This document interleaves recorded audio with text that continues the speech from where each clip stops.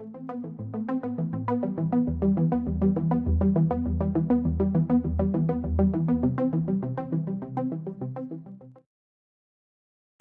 the town of Falealupo in Upolu in Samoa, which is the outer island of Samoa, there is a particular tree called the Mamala tree.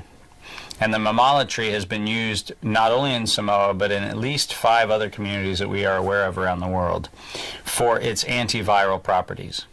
It is a combination of roots and leaves and bark and some of the saps and so forth are used in a variety of compounds that are used for hepatitis. They've been used under reports by local healers for HIV/AIDS, for a number of other things. And an ethnobotanist from the United States, who had been a Mormon missionary at the time, actually found the indigenous communities who were using this Mamala tree and took the compounds and took organic material associated with the tree back to the National Cancer Institutes in the U.S. and patented what was called the active agent within this tree structure, and created patents on the HIV/AIDS compounds and otherwise. Those patents have sat idle for years and nobody's developed them. So unfortunately, we put an enclosure around something and then did nothing to develop it, which is its own story.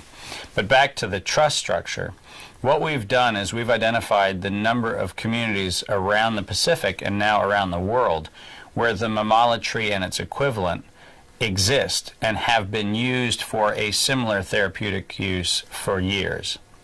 And what we've done is we've taken the interesting piece of the Mamala compound and the Mamala story, and we have used that particular interesting piece as the way to reappropriate the knowledge back into the communities.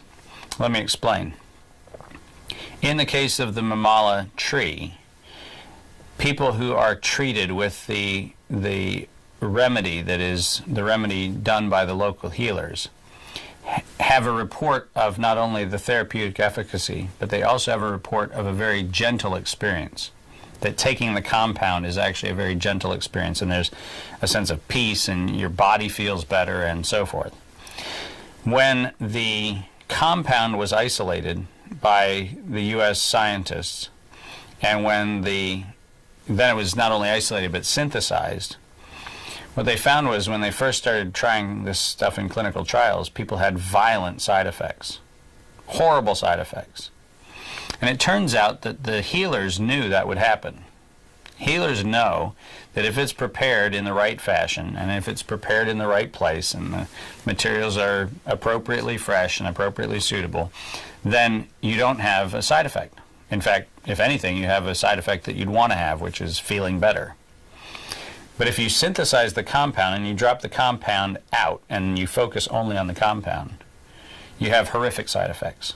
So what we've done is we've used the Heritable Innovation Trust framework to now capture the knowledge of the preparation modality. What is the bowl that it is prepared in? What is the water condition that it's prepared in? All of the things which aren't the compound, but actually are how the compound in its preparation is prepared so that human consumption of it is possible.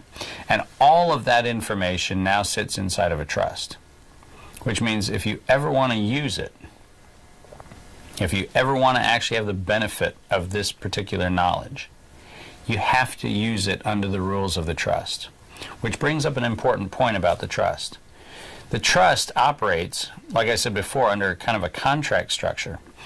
But it has a way of engagement that is not unlike what you have in software licenses. Anytime you load a new software onto your computer, you have a thing called an end-user license agreement. And it's one of those cool little boxes that shows up and it says, I accept or I decline. Now, most people don't even know what that is. They just know that somebody told them one time, hit accept. Because hitting decline is a bad option. So you're not really asking whether you want to enter into whatever the contract is. You're actually kind of compelled, if you want to use the software, you're going to take the terms and conditions of that license.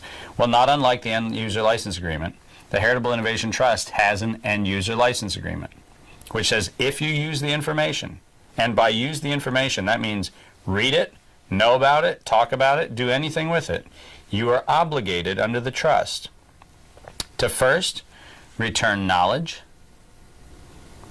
which means you, the user, has to find a way to communicate to the people who you're using their knowledge. You have to find a way to communicate to them who you are, what you're going to do, how you're intending to do that, in what form you'd like to use or distribute or produce or anything else, and you have to come up with a way that that community participates.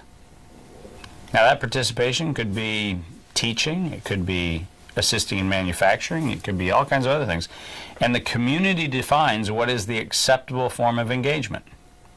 So the community gets to dictate whether you get to manufacture it in the US or you have to manufacture it in Samoa, whether you put it in pill form or it has to be done in liquid form.